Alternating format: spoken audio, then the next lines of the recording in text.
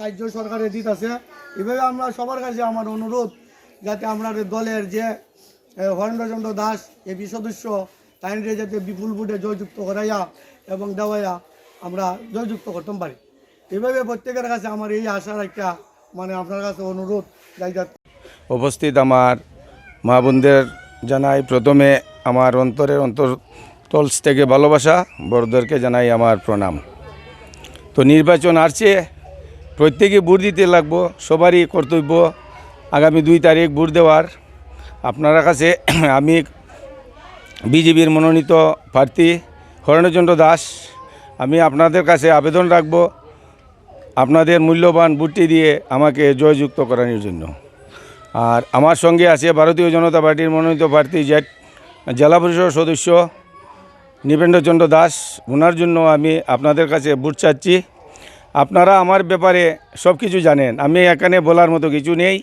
আমি আপনাদের ঘরের ছেলে, আমি আরও দুবার দাঁড়িয়েছি, অল্প ভোটে 17 ভোটে একবার নির্দল থেকে হেরিয়েছি।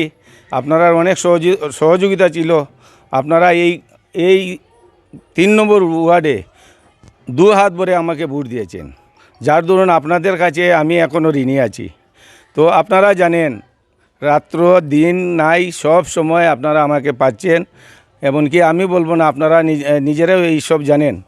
তো আমি বলবো, দেখেন অনেক কিছু জলের সমস্যা আছে আমাদের গ্রামে, টাউনে গলিয়ে গলিয়ে স্ট্রিট লাইট আছে, আমাদের গ্রামে নাই।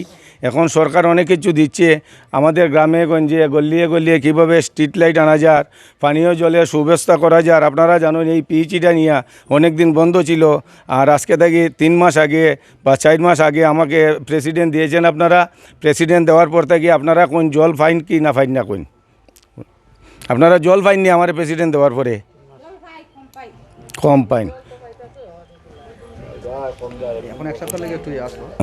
আচ্ছা, যাক, আস্তে আস্তে সমস্যাগুলো সমাধান হইব। আর আপনারাও যদি দাবি থাকে আমার কাছে, রাস্তাঘাট নিয়ে এইদিকে রাস্তারও সমস্যা আছে কিছু, রাস্তাও ঠিক করিয়া দিমু।